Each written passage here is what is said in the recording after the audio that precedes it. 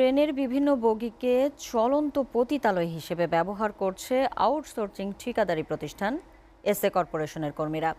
সম্প্রতি এক যৌনকর্মীর চাহিদা অনুযায়ী টাকা পরিশোধ না করায় ফাঁস হয়ে যায় এই তথ্য।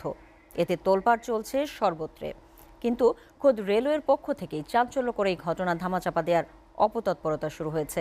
এতে হতবাক বিশ্লেষকরা।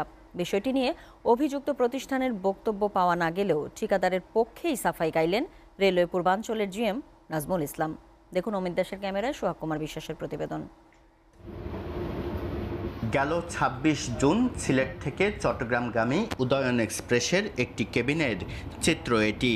ট্রেনটির ক্যাটারিং সার্ভিস বা খাবার সরবরাহে নিয়োজিত প্রতিষ্ঠান এসএ কর্পোরেশনের ৪ কর্মী এক নারীর সঙ্গে অনৈতিক সম্পর্কে রত। শুরুতে বিষয়টি ধর্ষণ বলে প্রচার পেলেও পরে তদন্তে বেরিয়ে আসে আসল রহস্য। অভিযোগ রয়েছে ঠিকাদারি প্রতিষ্ঠান এসএ কর্পোরেশনের কর্মীরা বিভিন্ন ট্রেনের কামরাকে চলন্ত পতিতালয় হিসেবে ব্যবহার করছে দীর্ঘদিন ধরে। বিভিন্ন রুটের ৪টি ট্রেনে ক্যাটারিং সার্ভিস, ৬টিতে অনবোর্ড অর্থাৎ যাত্রীর অ্যাটেন্ডেন্ট সহ বিভিন্ন আউটসোর্সিং সেবার নামে রেলওয়ে পূর্বাঞ্চলের প্রায় সবকটি ট্রেনই এসএ কর্পোরেশনের দখলে। চাঞ্চল্যকর এই ঘটনার পর লোক দেখানো ক্যাটারিং সার্ভিস স্থগিত করলেও অন্যান্য সেবার নামে সবকটি ট্রেনে দাপিয়ে বেড়াচ্ছে বিতর্কিত এসএ কর্পোরেশনের কর্মীরা। এতে নিরাপত্তাহীনতায় ভুগছে যাত্রীরা। এরা আরও সেবা দিতে পারতো, ইচ্ছে করলে দিতে পারতো, কিন্তু ওই ব্যাপারে খুব একটা আমরা দেখি না। খাবারের আপনি যদি একটা চিকেন বার্গার বা কাকলেট খেতে যান, আপনার দেখা যায় ৭০ থেকে ৮০ টাকা পড়ে যায়, যেটা আপনি নর্মালটা মার্কেট ৩০ থেকে ৪০ টাকা ভালো হয়। আর ৭০-৮০ টাকা যে মানটা, সে মানটা আমরা পাই না। আপনার মনে করেন স্টেশনে ট্রেন ছাড়ার মাত্রই কিছুক্ষণের মধ্যে দেখি, এরপরে কে কোথায় চলে যায়।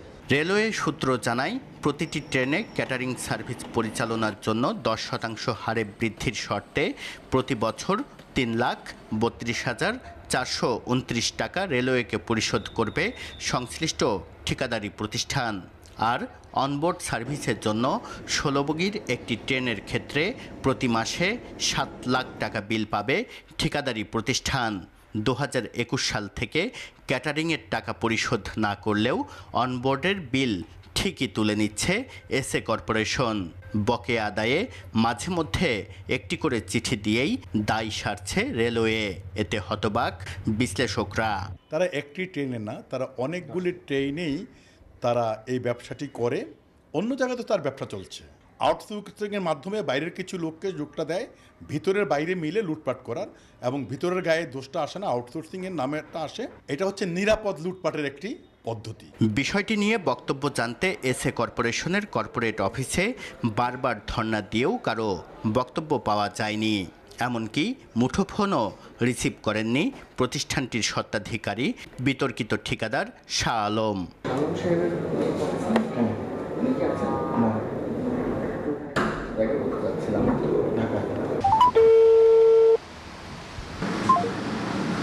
তবে শাহ আলমের পক্ষে নিজের অবস্থান স্পষ্ট করলেন রেলওয়ে পূর্বাঞ্চলের জিএম।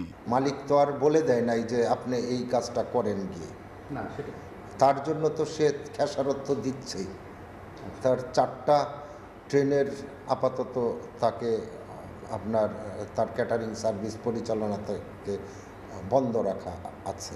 অনবোর্ডের চুক্তিতে প্রতিটি বগিতে একজন করে অ্যাটেন্ডেন্স, চলন্ত ট্রেনের তথ্য যাত্রীদের জানাতে অ্যানাউন্সম্যান রাখাসহ টয়লেট্রিজ সরবরাহ ও রক্ষণাবেক্ষণের দায়িত্ব ঠিকাদারি প্রতিষ্ঠানের।